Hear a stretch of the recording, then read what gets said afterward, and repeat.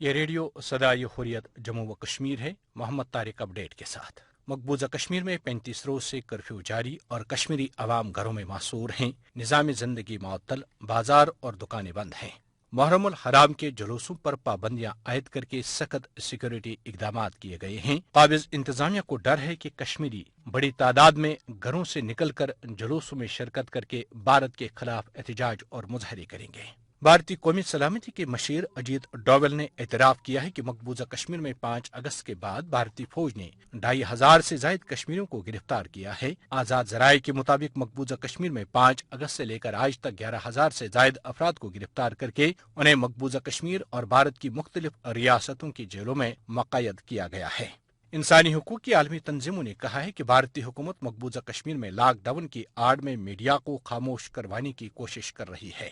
بھارت کی ایک اور جھوٹی کہانی بے نقاب ہو گئی۔ بھارتی فوج اور بھارتی میڈیا نے کنٹرول لائن پر 21 اگست کو 2 افراد کو پکڑنے کا دعویٰ کیا۔ یہ دونوں کسان اور گھاس کاٹنے کے دوران حاجی پیر سیکٹر میں کنٹرول لائن کراس کر گئے ہیں، جنہیں اب درانداز قرار دیا جا رہا ہے۔ اس کا انکشاف پاک افواج کے ترجمان میجر جنرل آصف غفور نے کیا ہے۔ امریکہ نے مسلم تنظیم کونسل آف مسلم آرگنائزیشن کے وفد کو بتایا کہ امریکہ پاکستان اور بھارت کے درمیان مسئلہ کشمیر سمیت دیگر امور پر براہ راست مذاکرات کی حمایت کرتا ہے۔ وفد نے امریکی محکمہ خارجہ کے ڈپٹی سیکرٹری برائے امور پاکستان ارون مسنگا سے ملاقات کر کے انہیں مودی حکومت کی طرف سے مقبوضہ کشمیر کی خصوصی حیثیت ختم اور کشمیری عوام کو گھروں میں محصور کرنے کے بارے میں آگاہ کیا ہے۔ اب سنیے تبصرہ۔ مقبوضہ ریاست جموں کشمیر میں کرفیو کا آج 35واں دن ہے۔ غاصب بھارتی حکومت نے کشمیر کی خصوصی حیثیت کے خاتمے کے فوراً بعد عوامی غیظ و غضب اور رد عمل سے بچنے کے لیے کرفیو کا نفاذ عمل میں لایا تھا۔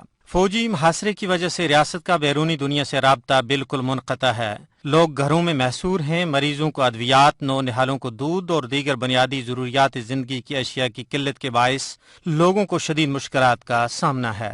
5 اگست کو بھارتی حکومت کی طرف سے کیے جانے والے اقدامات کے بعد پوری دنیا میں بھارت کے خلاف شدید نفرت اور غم و غصے کا اظہار کیا جا رہا ہے۔ بھارتی حکومت نے ذرائع ابلاغ اور انسانی حقوق کی عالمی تنظیموں کو مقبوضہ خطے میں داخلے پر پابندی عائد کر رکھی ہے۔ اس حوالے سے انسانی حقوق کی عالمی تنظیمیں شدید تشویش کا اظہار کر رہی ہیں۔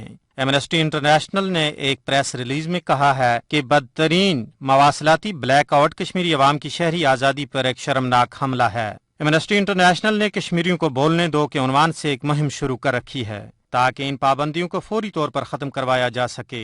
پوری آبادی کو طویل عرصے تک اظہار رائے کی آزادی اور آزادانہ نقل و حرکت کے حق سے محروم کرنا مقبوضہ خطے کو تاریک دور کی طرف دھکیلنے کے مترادف ہے۔ تبصرہ ختم ہوا۔